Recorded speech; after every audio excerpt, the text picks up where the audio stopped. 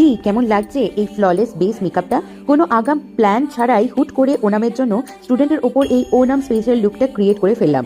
জলদি খাতা পেন নিয়ে বসে পড়ো, কারণ পুরো টিউটোরিয়ালসের সাথে সব প্রোডাক্ট ডিটেলসও শেয়ার করেছি। হাই, আমি নুপুর গাইন দত্ত, দ্য আর্টিস্টিকা মেকওভার থেকে। স্কিন প্রিপারেশনে আজ কোনো ময়শ্চারাইজার নয়, প্লামের মিল্কি টোনার আর ডালবাস সেটিং স্প্রে স্কিনে ভালো করে অবজর্ব হওয়ার পর সোজা অ্যাপ্লাই করেছি রিকোডের সিলিকন বেস প্রাইমার। এরপর ক্যারেক্টার কসমেটিক্স আর ফরএভার 52 এ দুটি ডার্ক ও লাইট শেড দিয়ে স্কিন কারেকশন করে নিখুঁতভাবে ব্লেন্ড করে নিয়েছি। বেসের জন্য আজকে নার্সের রেডিয়েন্ট লংওয়্যার ফাউন্ডেশন আর ম্যাকের ফ্লুইড ফাউন্ডেশন একসাথে মাল্টিফাই করে একদম থিন একটা লেয়ার দিয়েছি। কোনো হার্শ বা ক্রিম কন্ট্রোর ছাড়াই শুধু মার্সের লিকুইড ব্লাশ আর লরিয়ালের ইনফলিবল কনসিলারের সামান্য পরিমাণ অ্যাপ্লাই করে বেসটাকে লক করেছি হুডা বিউটি লুজ পাউডার দিয়ে। চোখের মেকআপ একদম সিম্পল ও সাটল রেখেছি, তোমরা চাইলে পরে ডিটেলস শেয়ার করব।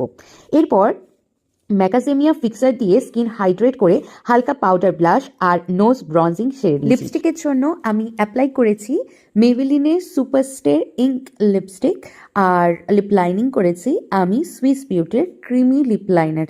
এবার তোমরাই বলো ঠিক কেমন লাগছে আমার স্টুডেন্টকে।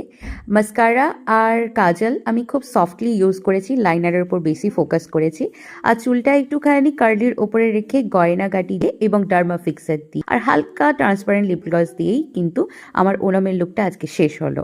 দেখো তো তোমাদের কেমন লাগছে।